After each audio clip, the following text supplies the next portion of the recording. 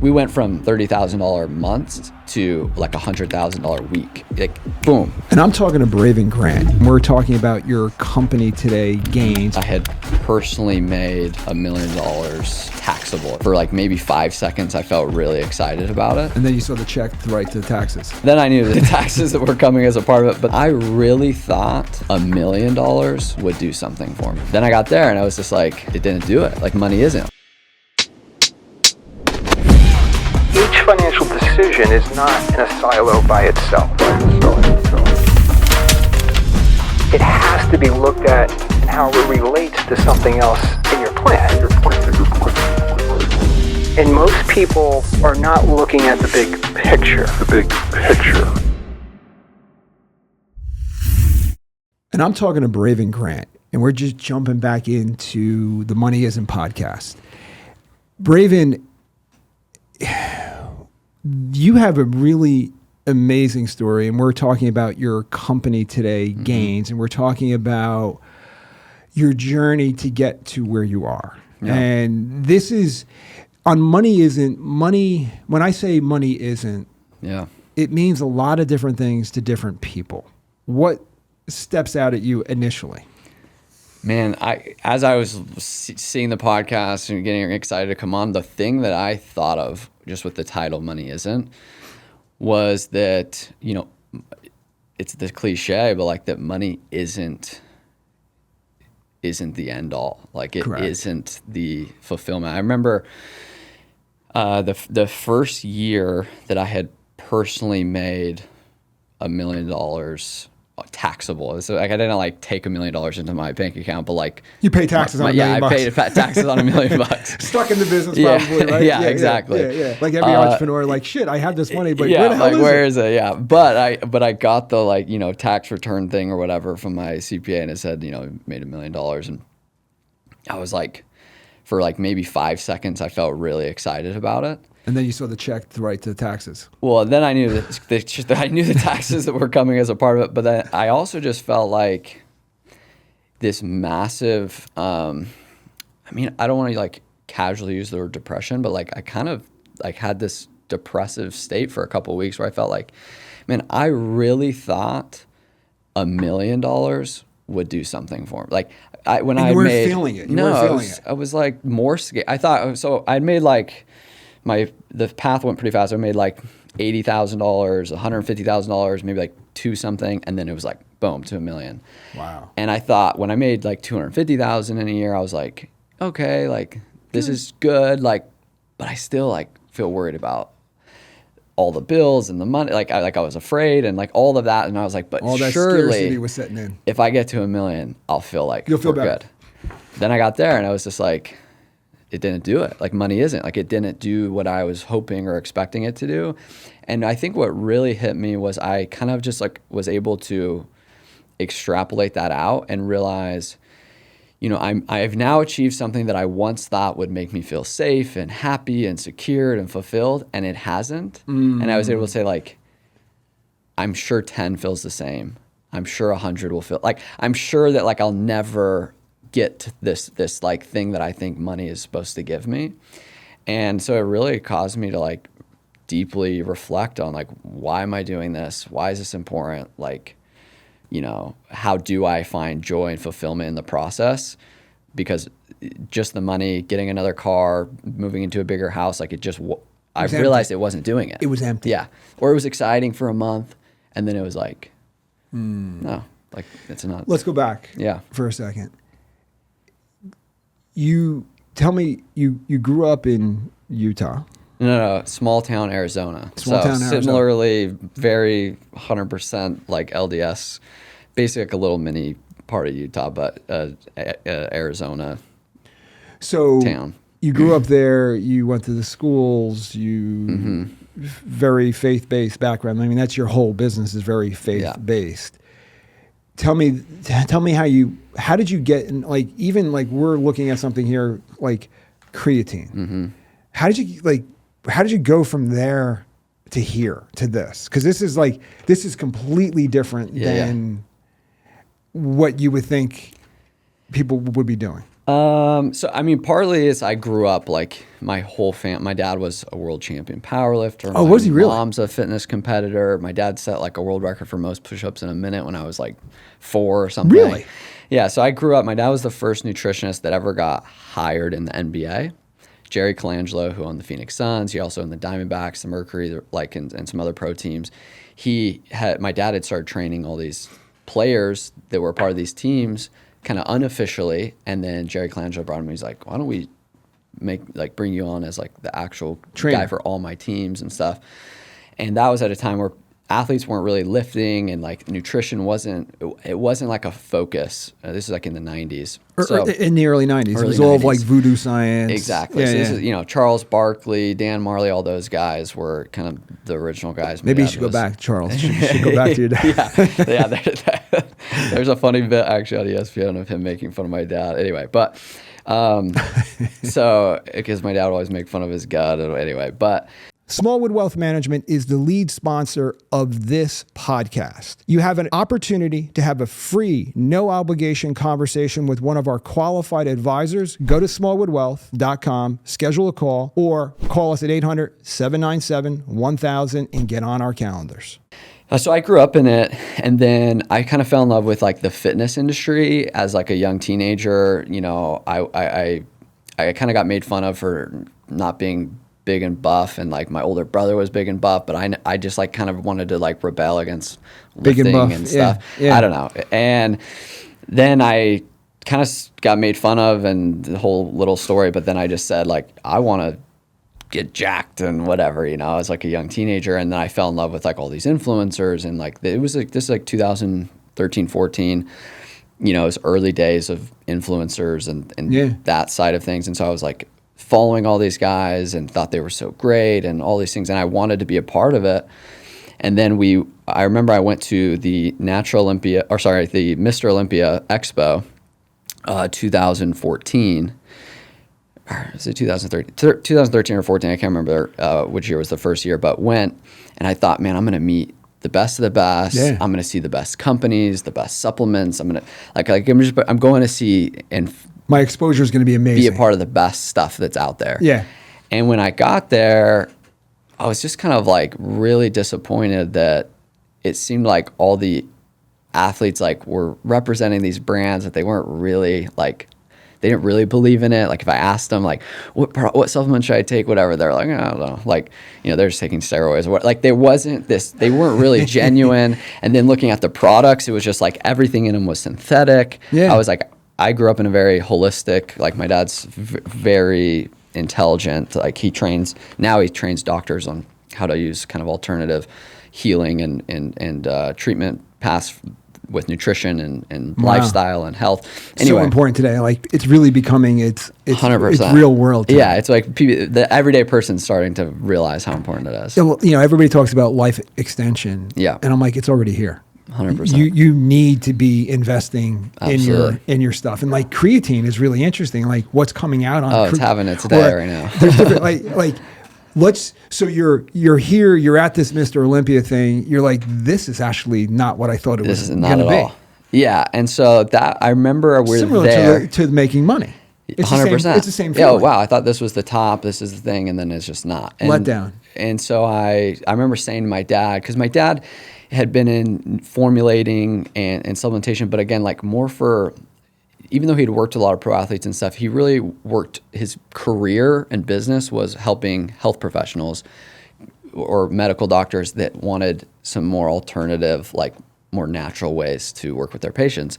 So I'd been to all these expos that he did, these like just a lot of old people and doctors and like very boring. And then I'm like here and I'm like, Dad, like this stuff is all garbage. Like why don't you sell your stuff over here? And I think at the time he kind of was like, oh, like this market's just saturated. It's just synthetic. That's for somebody like else. it's someone else. Yeah. But I was like, at that point, I just said like, man, I wish my dad's products were here instead of this synthetic garbage. And I kind of just saw, it was like the first time I felt like, man, the best marketer often wins, not the best product. Usually.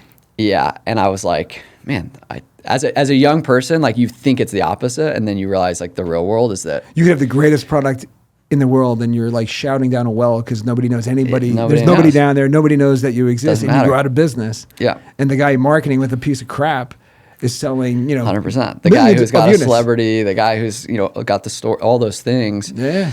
So that was the original, like, man, I think we could do something. I wanted to be a part of the industry. And that was when I realized, like, maybe I could do something here. And And how old are you at this point? at that point, I was 15. Holy Or shit. I wasn't even 15 yet. I was 14. It was like, I was about to turn 15. So the entrepreneur spirit is like burnt into Oh, you right yeah. there. Like you're like, I'm going to do something. Yeah, I mean, I never wanted to work for someone. I mean, when you do those, like, in junior high, like, what career thing are The you going to career pick? day, and like, you go- There's this list. I remember, like, on the computer, I'm like, where's entrepreneur on here? Yeah, where's like, business Where's owner? business owner? Yeah. And, and I had to pick, like, something random because I was like, I'm not going to do any of these. Yeah.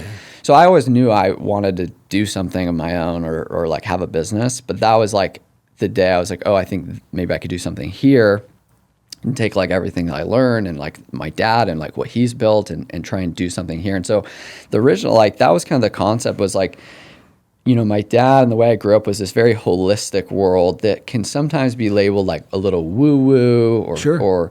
or like at least the fitness industry, like a lot of those people might not be attracted to that type of product. It kind of can feel very like maybe hippie or just like They want instant gains. exactly they want Yeah, instant gains. yeah. And so, but then there was like the other side of the spectrum, which was these hardcore fitness brands that were just synthetic and garbage, and they tasted great, but they're just full of all this trash. And so we kind of said like we had like the wellness and health side, and then you had this like badass side. And then we created Gains as like this, in my opinion, like wanting to be a bridge of those two things. Like, what if we could make truly healthy, holistic, whole food quality products badass, like make them cool. Yeah. And that was kind of the bridge. So like, I mean, we try and have amazing flavors and all this stuff, but done completely naturally. No artificial flavors, no artificial sweeteners, no artificial colors, like just as natural as possible, while also being delicious, trying to have a cool brand and doing innovative stuff like, instantized creatine, which kind of changed the creatine space. So let's just, for the listeners that don't Yeah. know what creatine is, Yeah. let's just talk about that for a second. Man, yeah. I mean, creatine actually, and its simplest description, all it really is it's helping your body produce more cellular energy. So it doesn't actually do a whole lot to directly like build muscle. Right. It actually is just helping your body produce more ATP, which is the energy in your cells. Yeah. And it specifically helps you build more energy when you're stressed or low oxygen. Interesting. So if you're sleep deprived, if you're in a high stress environment, which could be because you have 3 kids, it could be because you're a business owner, it could be because it could be a combination of all those could things. be because you live in 2025. You got and parents that have issues. Exactly. You've got friends that have issues. Your So- business may not be profitable the way you want it to Exactly. be. Whatever it is. Whatever's causing stress. So during high stress, Do people have stress? Right? And yeah, more than ever, right? And so creatine's really good at producing energy for the body, especially when it's stressed or low oxygen. And typically when you're working out, you're stressing the body and you're low oxygen. So it works great for working out. And that's why, we always say meatheads have been the only ones smart enough to take creatine. It's just kind of this funny tongue-in-cheek joke because, everyone should be taking creatine because all it's doing is helping you produce more cellular energy. Yeah, it's great for the gym. And if you work out 100%, you should be taking it because it's going to help give you more energy when you're low oxygen and stressed in the gym and you're stressing your body and your muscles. But it also, similarly for anyone who just wants more performance and energy mentally, physically, whatever it might be, creatine's going to help you produce more So like energy. enhanced energy Yeah, ripples through the entire body. 100%. It gives you better focus. It gives you Yep. better clarity. Probably makes you sleep better. Yep. Which in turn gets you Better results, helps you recover, I've been reading all of that. so many different things. I was listening to a podcast last week where they were talking about the brain function with the creatine Yeah. being like something that they never talked about. Yeah. And how like in blind studies and like it's really interesting Yeah. what's happening. Well, I mean, it's, our brain is like 2% of our whole body's tissue, but it burns 20% of the calories. The brain. So just your brain. Like the 20% of the calories you'll didn't know burn that. today will be burned from your brain. We're sitting here shooting a podcast all day, and you likely feel more tired today than if you went out and did yard work all day. Correct. Because our brains are just like, not only are they burning 20% of the calories, but it's only 2% of your body's tissue. So it's very like hyperactive, in comparison to like your arm muscle or leg muscle. Yeah, I and how- did a bunch of whatever squats Exactly. or something So like it's that. just so hyperactive, and so it's using up so much ATP, so much energy. And when we get stressed, when we start breathing more shallow, we get lower oxygen. We get later in the day, we're fatigued, we're tired, especially if we haven't had great sleep. Our body has a hard time producing ATP. It requires oxygen. Our body requires oxygen to produce ATP or energy. But creatine is able to provide your body with a process to make more ATP or energy with no oxygen. So it just allows you in those moments of stress to say, hey, here's like an extra shot. I was going to say it's like you have a portable charger for your cell phone. Yeah. Creatine's like a portable charger like in your body where it's like it needs a little bit, boom, it's there, and it kind of like lends some energy in and allows you to have a little bit more go. So there's been like conversations about dosage, like 5 milligrams a day. Yeah, 5 grams a day, yeah. 5 Yeah. grams versus 10. Like, is there? And I would believe that each body, based a little bit upon your different, yeah. activity level, your weight, your height to weight ratio, whatever, it's going to dictate. Yeah, so I mean, it's a funny thing, like, I personally take a lot of creatine, like, 20 to 30 grams a day. Oh wow!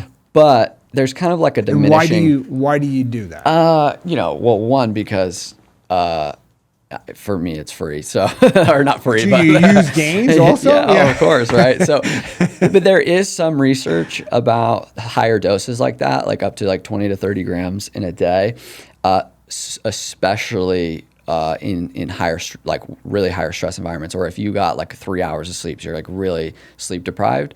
There's a ton of really good research. I'm going to take some then because I needed to take some. Absolutely.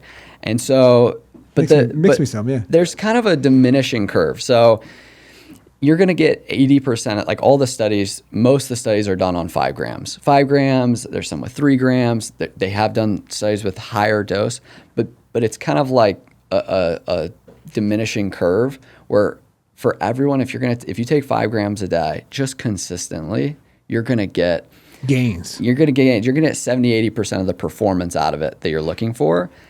If you want to push that farther, or you're exercising a ton, or you're a bigger guy, you're over 200 pounds, making it 10 a day makes sense, and there's some research to back that. But I honestly just try and keep it simple, because most of the research and most of the benefit every single person's going to get out of just taking 5 grams a day. If you want to take a little bit more, if you're a small girl, you weigh 120 pounds, probably 3 grams is going to give you most of the results you need.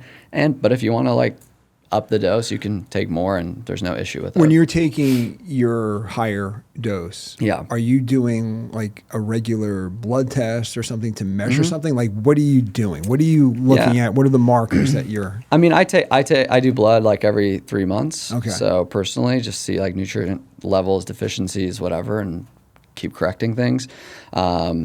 But I do too. Yeah. So, when you're taking creatine, you won't see like huge movements in any blood markers. Creatinine can go up, which is most doctors will tell you is like a bad thing. That's like this negative of creatine is that you get creatinine, which creatinine is just the byproduct of producing energy using creatine. It's the waste. It's the waste. But no matter how you produce energy, there's a waste byproduct. In anything. And so your body's designed to handle it. It's not, there's so much long-term research on creatine. It's normal. It's good. It's just most doctors, they just haven't been educated. They haven't been taught like, oh, okay, this isn't a negative marker. So sometimes people can get scared of that. Like, oh, my creatinine levels went up by 0.5. And maybe I should stop taking creatine. And there's this range that I'm supposed to be in, and those ranges are so off. Yeah. Based on what you want to achieve. Yeah, and even if you're just an active person, your creatinine levels are going to be higher. Like it's just a waste byproduct of energy, but our bodies are designed to do that, to handle that, and to excrete it, and you're good. You pee it out. So what other benefits are? So we've got pure energy being. We've got an increase of energy being produced. Yeah. What are some of the byproducts that you're seeing? Yeah. So obviously, everyone probably focuses on is like the strength and the muscular effect of that, which is great. I mean, there's endless research on. If you've been taking creatine consistently, you will, maybe something that you can normally do. This group does 5 reps, and then, with creatine, they're able to do 7, 8 reps. So you're going to get a little bit more out of workouts. You're going to get a little bit more out of, from a strength perspective, because you have more cellular energy. But then you're also going to get increased recovery, and you're going to be able to. One of the other benefits of creatine is it helps with lactic acid or reduction of lactic acid in the muscle, and so you get some immediate benefit there as well, or even for like runners and things like that they've seen, hey, it's reducing the immediate lactic acid buildup of the strain of, we're using your muscle, burning energy, creating energy, all of that process. So I mean, strength obviously is a huge thing, the recovery, and then the mental side as well, though, of just at the end of the day, like, it is as simple as creatine helps you produce more energy, but then it's like, well, what does that help? Pretty much everything. And that's why there's so many studies that are so positive. Would you see like VO2 max go up too? I don't know if it's specifically VO2 max, just because that's more about your fitness tracker probably does that for you. Like a lot of people don't even know. Capacity. Yeah. But your ability to sprint longer, farther, faster, 100% is going to go up. So now, the business. Yeah. Let's go back. When was Gains founded, and what came before Gains? Yeah. So 2015, so 2015 now, I meet actually the guy who had invented the process to create instantized creatine. It's the first 100% soluble creatine monohydrate. I saw it, and at this point I was 17, or I was about to turn 16 or 17, and I see it, and I was like amazed by it. I thought it was amazing. Yeah. And at the time, creatine was a very boring segment of the industry. Been around for 20 years, 20, 30 years, but it was just boring. No one was really talking about it. It wasn't exciting. And so people weren't really interested in what this guy had developed. And I happened to meet him at an industry event that I'd went to with my dad. I meet him, like, I think it's freaking amazing. Yeah. And somehow we were able to, work out a deal where he gave us some exclusivity for a short window. And we literally took 1,000 units of the creatine to an expo in early 2016, and I was 17 at the time, and we drove all the way out to Ohio, took 1,000 units. I sat at the booth, and just if anyone's seen my ads, like, we do a side-by-side demo, like our creatine versus the typical creatine on the market, and it dissolves and you see the difference. And we sold 1,000 units just literally like that, like just one-to-one at that event, at that expo. Wow. In that weekend. That's a lot. This is the sour gummy. Oh, there we sweet. go. This is our brand new flavor, the sour gummy. So anyway, that was like the genesis or the beginning of it, and kind of like, oh wow, like, it's not, I don't just think it's cool, people are responding to it. And So it dissolves, so I don't have to constantly keep shaking it? yeah, exactly. So Because that's like whatever I'm using now, I got to constantly keep it's chalky, spinning gritty. it. It's really tasty. It tastes just like Sour Patch Kids. Exactly. Yeah, we for a long time, I hated that the industry was so concerned about flavor and taste, and so they're using sucralose and aspartame. And at some point, it probably only like a year and a half ago, I was like, this is what consumers want. What if we can help them get it naturally?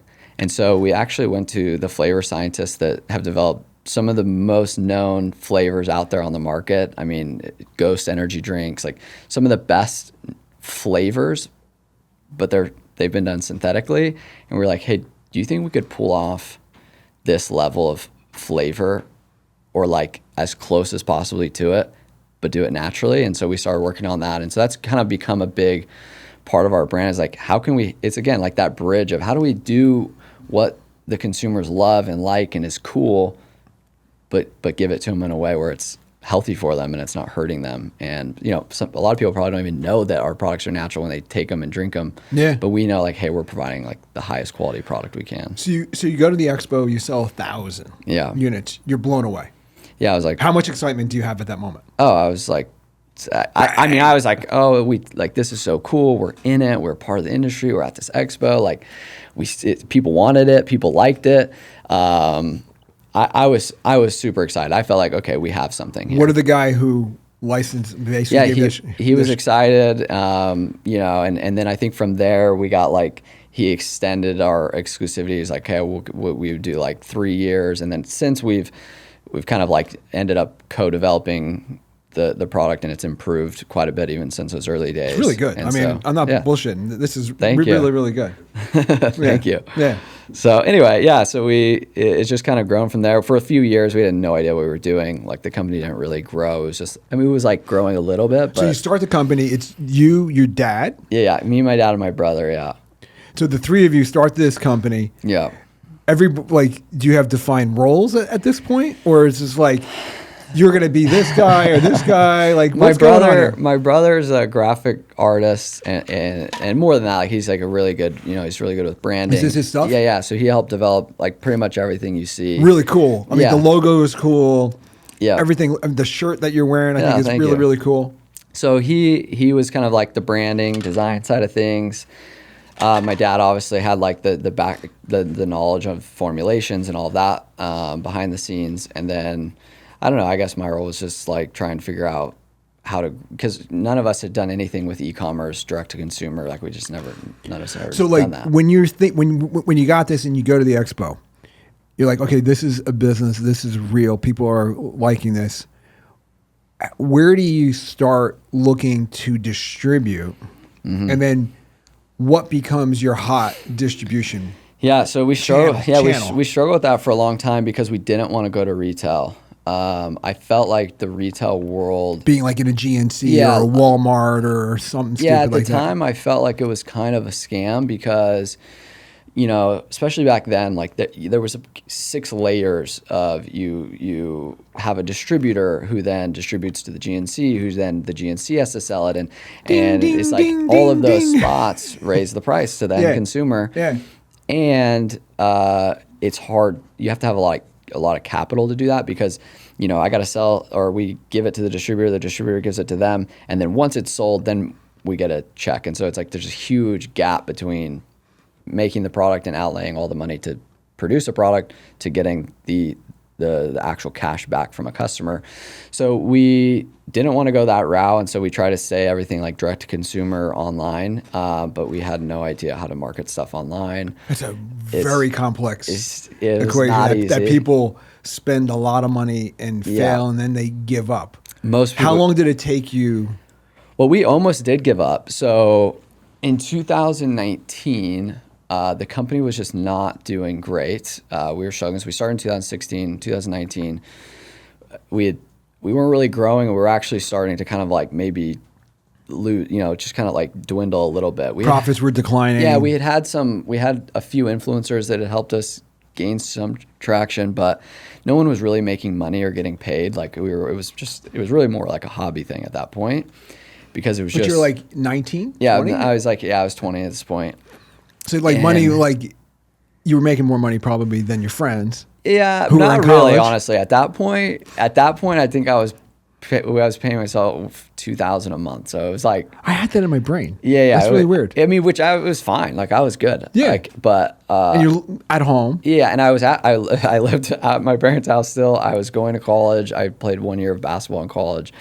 And where'd you at go? a small junior college called Eastern Arizona College. I wasn't that good, but that was my dream. And cool. Anyway, so I ended up dropping out after that year, but because the business started to do a little better. But in 2019, I got married, and it was kind of the realization of like, okay, I actually have to figure out what the heck I'm going to do with my life and how I'm going to make money, and like getting married changes everything. Oh. Somebody said I remember I was in the business wealth management. My dad, I was partners with my dad, and we go out to lunch with like one of his best friends in the business. And Yeah. he says, John, do you want to be successful? And I say, yeah. And I grab like my notepad. He goes, you don't need a notepad. I'm like, okay. He goes, get married, get a really big mortgage, and have a bunch of kids. You'll have no excuse but to be successful. Brendan Rochford, by the way. I love it. Did it work? Yo, I think it has. Yeah. Yeah. 35 years later, I got 4 kids, multiple houses. Amazing. Yeah. Yeah. Grandkid. I 100% agree. I mean, I think a lot of people don't want to get married because they think, it's a distraction, whatever. It's going to But stop them from being successful. yeah, and I have a lot of friends who are like, I want to be successful before I get married, which I can understand that. But it was massive to like shift my perspective. And then having kids on top of that, like it was almost another layer of that of like, oh, wow, okay. Now it's serious. Now it's like not just about making money for like this month. I got to like think about what about when my kid's 12 and he's in sports and I want to be there. And like it just shifted my perspective on what I wanted to build. How you design your life. Yeah. So I 2019 got married and ultimately I was like, got to figure this out. We were honestly considering shutting the business down. It just wasn't really producing income and we really didn't know how to grow it. It's like we felt like we tried everything and like, social media. And this is such an important point right here. Oh, it's you were huge. considering shutting the business down. Yeah, we were like, And you were like, oh my God, because I now got to go get some real job. Yeah. Because I got this family. Yeah, I was going to sell. I actually had sold door to door the summer before. What were you selling? I sold solar. I actually sold satellite, and then I ended up selling solar. Great training. Oh, it was amazing. Yeah, Yeah. I did decent, but I didn't enjoy it at all. Really? You didn't enjoy that? No, and I think what I realized, which is important, I think, for everyone to realize was the value was in the customer. That's when I really got it. I'd already had this business, but we were Value trying was to in grow the up, but I customer. wasn't. But I realized like, oh my gosh, like the reason they're willing to pay me these big commission checks is because like I brought them a customer. Correct. And I was like, I have my own business where I should just go get the customers for me instead of going and getting customers for them. Beautiful. And it hit me. That is absolutely freaking beautiful. The customer is like the value and of any The lifetime value of a client or a customer is what everybody misses. Yep, 100%. Like you could actually make no money on the first 3 sales, 5 sales. That's how we run the business. We lose money on the first 2. So that's how we've been able to grow so fast is having that maybe a little bit like of young risk and just crazy, but like also some certainty around how good the product is, what it does long term, how people stick around, they love it. So we're willing to lose money on the front because we know they'll stick around. Like the product's good enough, repeat, and then we'll make money down the line in referrals. 3 to 6 months. Yeah. So anyway, in 2019, I didn't know any of that, but I was like, I got to figure this out. And so I actually went to my dad and brother and basically was like, hey, what if I bought you guys out essentially with like the company was making 0 profit. It was like running itself and that was about it. And I was like, and I'll pay you out X amount of future profits if I can make it profitable. And so they kind of had no like risk in it. Older or younger? Older brother. Yeah, older brother by 2 years. And then my dad. And they said yes. And they still own a small part of the company. But I bought out most of their equity like 21? and interest. Yeah, this was January. So I'm 21. I just turned 20. Or just married, turned 21. 1 kid. Married, no kid yet at this point. We were about to get pregnant shortly after that, and so end up buying them out. And That's a huge step. yeah, it was like, Why did they want out, and why did you want 100%? Which I love. yeah, I don't know Because most people don't do that. I don't know that they like wanted out, but we just, like I said, we were kind of already discussing like shutting it down. Like everyone was out of ideas, I would say. Like, right. Out of like excitement for it too. Like we don't know. Like we feel like we've tried. We've gone to all the expos. You're banging your head against the wall. It's like, what do we? We had all this fabulous success here, and now we can't hit it. Yeah, like the initial, we can't replicate it. It's like I said, like you having the best product in the world, if you don't know how to market it, it's just like doesn't really matter. Yeah. And I didn't know how to market it. None of us did. And so, I could go out and sell it, but selling a $30 product, even one by one, and there's product costs, there's like all this stuff. It doesn't really work like that. Putting on a shelf costs money. Yeah, putting on a shelf costs money, all these things. So I think they kind of just didn't have anything to lose. And I think my dad too was probably just like, you know, we'll see what he can do with it. I don't know.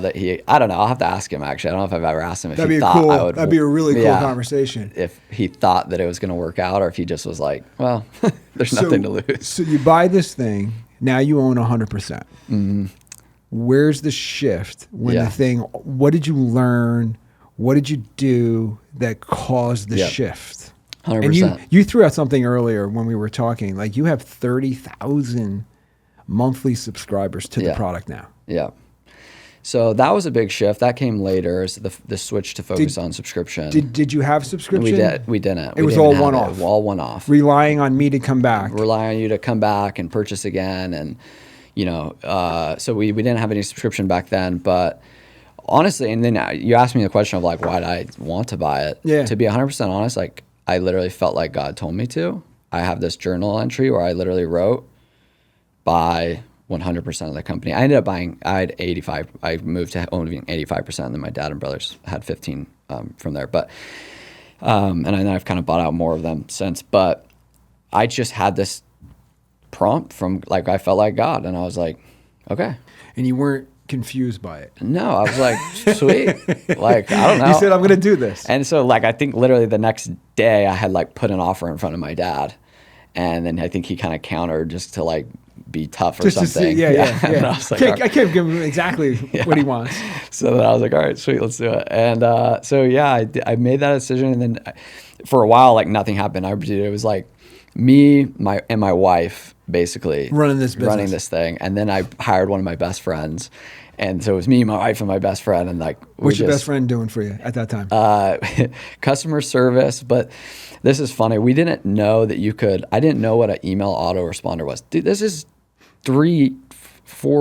almost 4 years into having this. I didn't know that you could have an email autoresponder.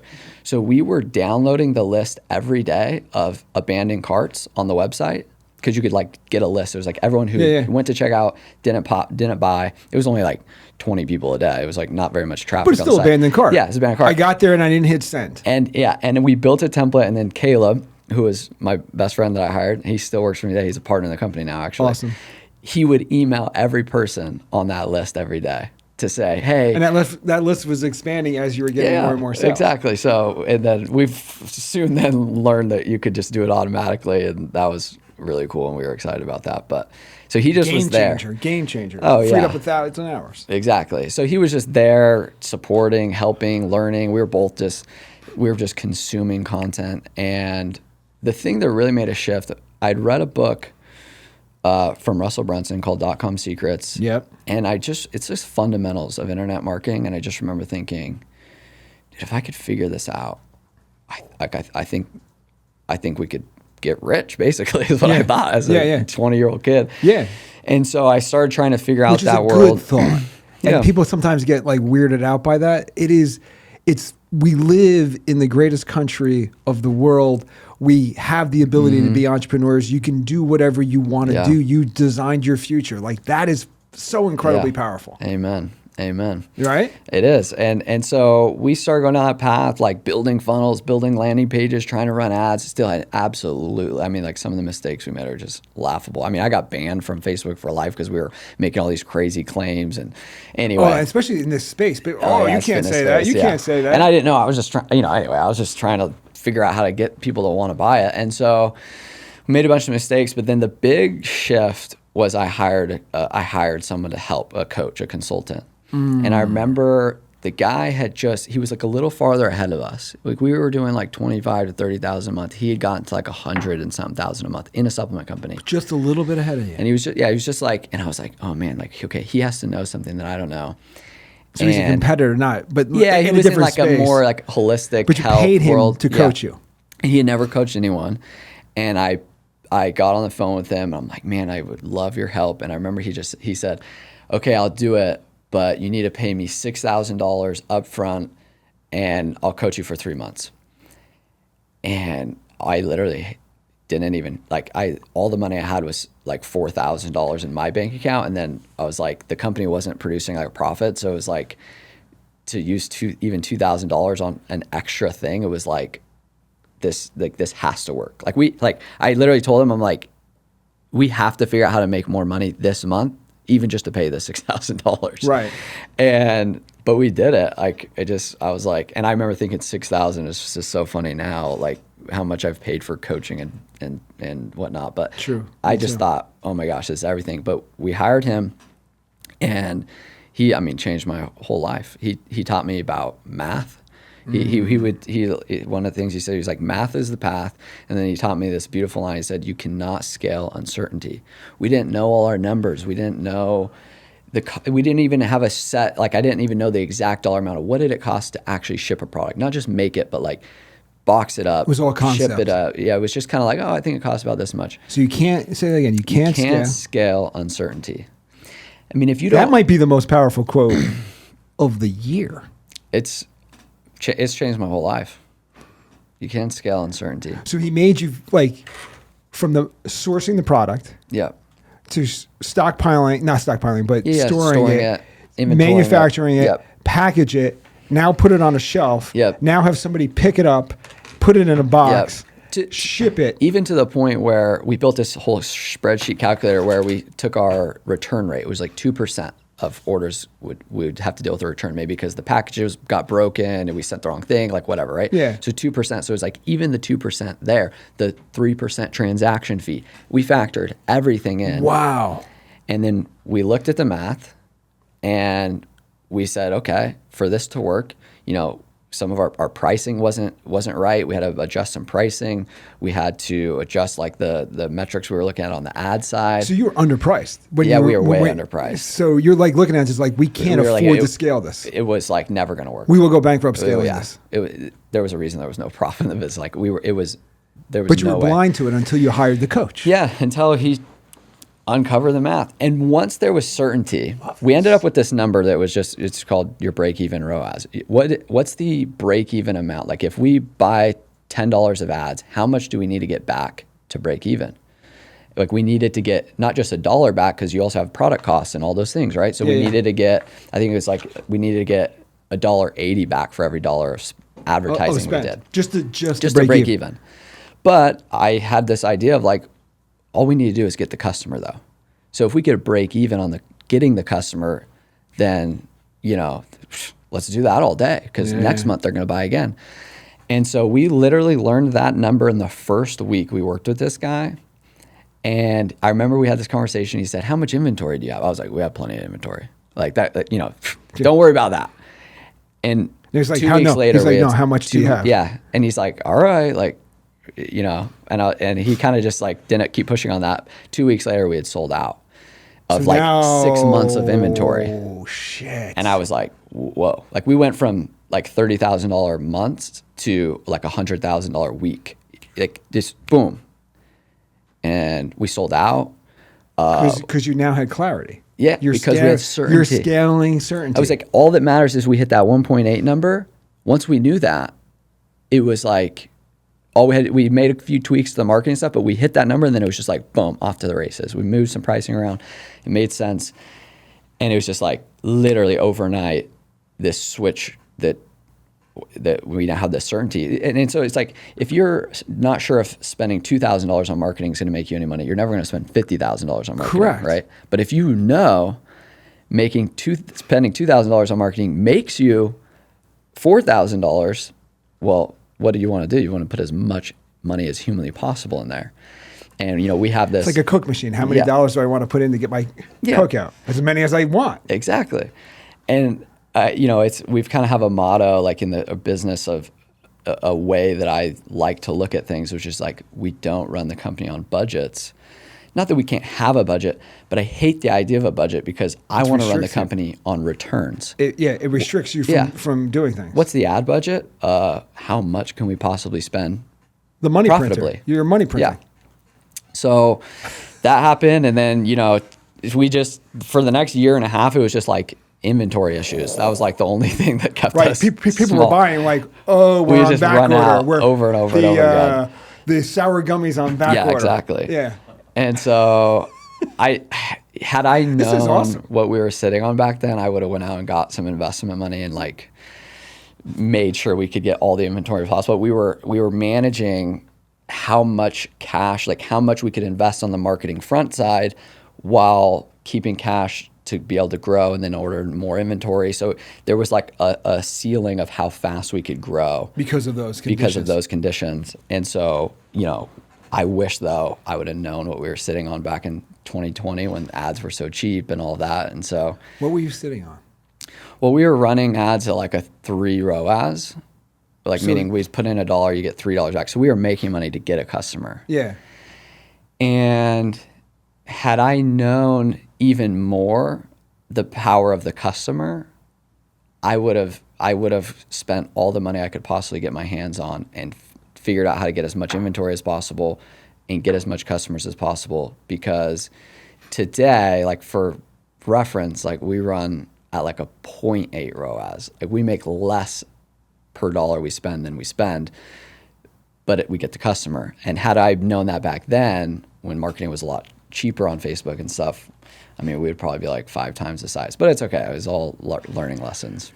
So you basically go from 400,000 gross in that year to what that following year? The next year, so in 2019, I was like 360, and then in 2020 we did 1.4 million. It was like midway through the year that we figured this out, and then we had inventory issues and stuff. So like, it was like in the mid 1 million range, and then the next year we did 3.5. We had more inventory issues and supply chain issues. Like, I mean, that's a hard part of this business to learn. Yeah, I mean, that's in itself as a whole. And then, so we were like 3.4, the next year did like 4.5, the next year like 8, 14, and then this year we're on track for like 30, so. So this is beautiful, and congratulations on this. And thank you for sharing so openly also, okay? At what, I heard 4 to 8, a double. Yeah, a double. What was the change? Is that the subscription? Subscriptions. That was. We had grown a ton, and then we were kind of like plateaued at this spot. And again, it's kind of funny, back to Russell Brunson, I had kind of started to create a relationship with him, and I went up to his office in Boise, and he had invited me to this event, and I just asked, I was like, hey, could I get 5 minutes with you? And he's so nice. And, he is, yeah. And he's like, yeah, of course. And I go in his office, and I kind of just told him, like, I don't know how to grow from here. I feel like we're stuck. And he basically told me, like, if you don't get subscription as like a core part of your business, you're gonna die. You're gonna die. And so literally, like, the next day, me and my who's my CMO, my partner, my best friend that I talked about, the first guy I hired, he's still with me. Literally, like, the next day, we rebuilt our page, and we just literally switched the button, and it was like, instead of being a one-time purchase, it was a subscription purchase. You could still click one time, but we just literally, like, didn't test anything. We just turned it on. I just was like full trust. And that first day, I think we got like 10 subscribers on that day, and we both were like, oh my gosh. Okay, cool. Like, this is working. And it was like lower spend at the time. And then we were just like, well, we started doing the math and building spreadsheets of like, well, if we can acquire 100 a day for a year, like, what does that start to equate to in year 2 and year 3? And we just started seeing, like, oh my gosh, like, if we can run the business this way, if we can order inventory this way, if we can, like, it just shifted like everything. And so that was like the 4 to 8 jump. It was also like the 8 to 14 jump, and it's still driving us today. How many products do you guys have? We have a pretty good lineup. We have about 20 SKUs, proteins, pre-workouts, like aminos, some kind of more everyday wellness supplements, all whole food based. But creatine's like the driver, and then everything else is like, hey, let us also introduce you to other products that are the best. Do you do like, I'm a 57-year-old male who likes fitness. Yeah. Do you go, oh, here's the pack? Yeah, we have some stacks and stuff. We don't do as good of a job. That's like a thing we're working on, is like, how do we really intake you? And because we don't know what to take. Exactly. And right? Like, what is it exactly you're wanting and all that? Yeah, like, and if you could design a stack for me to say, I hit subscribe every 30 days or 60 days, I get a fulfillment. Yeah. That's interesting. How often do you guys look at your pricing? Quite a bit. We actually just had a really bad pricing test where I've been wanting to lower the price actually. Lower. Which is, I mean, counterintuitive, but I want it to be more accessible. And the product costs us a lot more to make than other creatines on the market. Because of all the natural stuff in it. Yeah, and great packaging. The instantization process it takes about twice as long to produce the product as a regular creatine. I'm actually feeling like I could feel it better than the normal stuff that I take. Amazing. How much did you give me? Scoop and a half. There we go. Okay, yeah, like fine. 8 grams. I thought you gave me like 30. Yeah. I was like, wow, I feel really good right now. Yeah, and so I want to make it more accessible, and so I kind of went for like I don't know. I'm kind of sometimes a little aggressive with things. I just want to know like what's the actual long term of it. So we did a bunch of math, and we're like, where really could we still survive if we went down on price? And so we went to the lowest spot, and it didn't change conversions as much as we thought, and like interesting. So we had like our lowest profit month in like 6 months. Like so I would think like we're trying to test price all the time. Your subscriber is somebody who's interested in themselves, who's interested in becoming fitter, mentally clear, a better version. Yeah, progressing. Yeah. So they're by nature willing to invest. Yeah. In themselves, for sure, right? And it's not about scarcity and price. It's about experience. Yeah, and I think it was more like that's a good test because most people don't do that. No, yeah, I mean, I would urge you to raise prices. Yeah, I know. I have pretty much every consultant I've ever and then go back to your smart and go back to your manufacturing. We're making more volume. My price goes down. But I really believe in creatine, and I really want everyone to take it. Like I really, really want like every person to take it. And so I just kind of was like, how do we find the spot where we can just get someone to try it out and just say, let me give it a shot, who's never given it a shot before. For 30 days. Yeah. The 30-day pack. Yeah. So anyway. If I'm sitting here 5 years from now, you and I, we're having a follow-on conversation. How many subscribers do you have? How big has this company become? Where are you? 5 years. Our goal right now is we want to serve 1 million customers in a year. In a 12-month time frame. In a 12-month time frame. So that's our current target. Awesome. But the brand, I think that's like a 2 to 3 year goal. The brand, though, ultimately to me, I want it to be a household product. I want it to be, you walk into someone's house and you see one of our products. I just think even from growing up, seeing my dad's products that first time going to that expo and seeing all the nonsense that was in the industry just gave me this like desire that I would love to just go and replace the product that's sitting at someone's house right now that's full of synthetic stuff that's shit shit, and just say, hey, now you have something that you can trust that's going to make you feel great and help you perform. It's going to give you the results you want, but it's also good for you. And so that looks like, some moves into retail and growth and distribution and anyway, that's really what I'm hearing is you want to have the expansion of seeing and helping more people achieve what they want. Yeah. So like, how do you reach these people and how do you make their lives easier in their journey is what I'm hearing. 100%. Yeah. I believe so the name of the company Gains is, it's kind of like maybe has like a physical lifter, like get gains. But to me, it's much more about like our brand ethos is never stop progressing.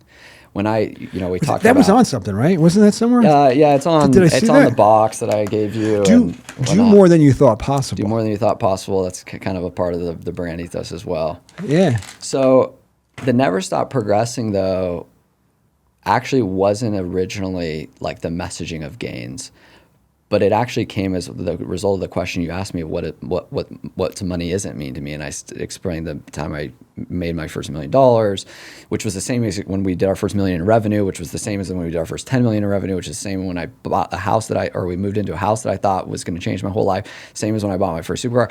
All of those moments, I realized these are not it, but progress is it. Progress is it. That's where the fun is. That's where the fulfillment setting is, a the goal, joy. Executing on it, learning from it. You learn from your pricing. Yeah. You learn the lesson that you're learning and you're bringing forward. I love like this journey, and I like now I didn't know that you existed. Now you're going to be on my Instagram feed, right? But if I'm listening to this and I want to buy or sample your products, where do I go? So currently go to gainsinbulk.com. Gains in Bulk. Gains in Bulk. So that was actually the original name of the company, was Gains in Bulk. We're literally in the middle of a full rebrand to just Gains. So we just trademarked the name Gains, like literally the word, like Gains, is trademarked by us. I can't believe that's even yeah, available. we had it was a lot of work. It took like 2 years. Ton of work. So we just got that. We're working on some new domain stuff. But currently you go to Gains in Bulk, or if you search instantized creatine, we're the only instantized creatine in the world still to this day. Really? Yeah, the only 100% soluble creatine monohydrate that's on the market. So every other soluble creatine, they use some sort of chemical or agent or buffer to make it soluble. But ours we have a unique process that just keeps it completely pure. So if you search instantized creatine or Gains in Bulk, we'll come up, and you can get some of the best products in the world. This is awesome. I truly appreciate you taking the time out to be on this. I'm excited for your future. Thank you. I'm really looking forward to seeing it walking into people's houses. Now, one final question. Yeah. Are you just in the United States, or are you in other countries? We ship into other countries. I mean, mostly the U.S. Shipping outside the U.S. is a little expensive, but anyone in the world, like if you're in Europe or whatever, I think it's like $10 to $15 to ship it. So maybe order 2 or 3 so you get your shipping's worth. Yeah. But yeah, we ship anywhere in the world. Yeah. Cool. This is awesome. Thank you. This is Appreciate really it. great having you on, man. Thank you. Thank you.